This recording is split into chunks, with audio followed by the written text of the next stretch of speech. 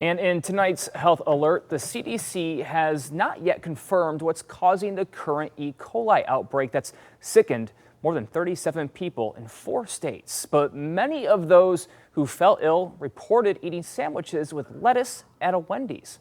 Our chief health editor, Dr. Partha Nandi, is here in studio and he's joining us now. And Dr. Nandi, it seems lettuce is frequently the culprit behind these outbreaks. Why?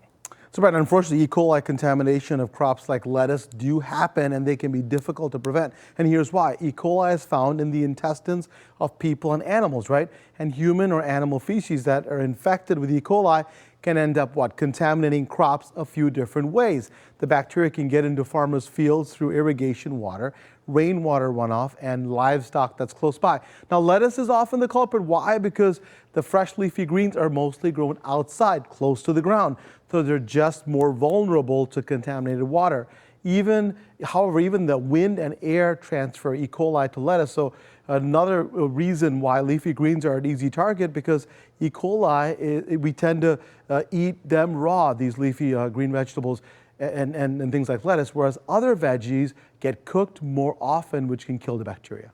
That all makes sense. Well, let's do a little news you can use. What can people do at home? Does the CDC recommend that people maybe not eat at Wendy's until this is over, pass on lettuce for now?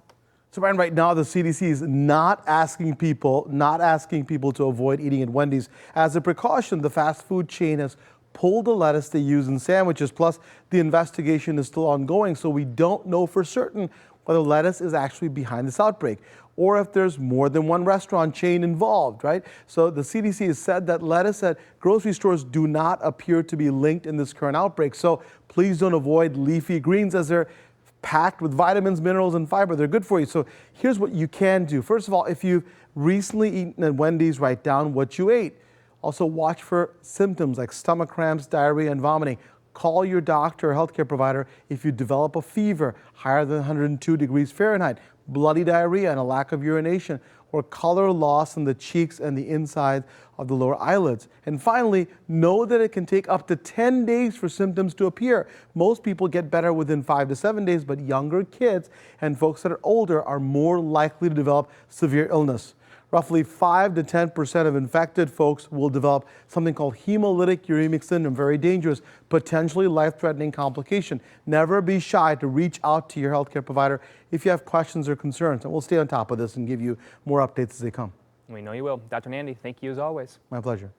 And if you have a health question for the doctor, you can email him, Dr. Nandi at askdrnandi.com, or send it to us on Facebook or Twitter. Glenda?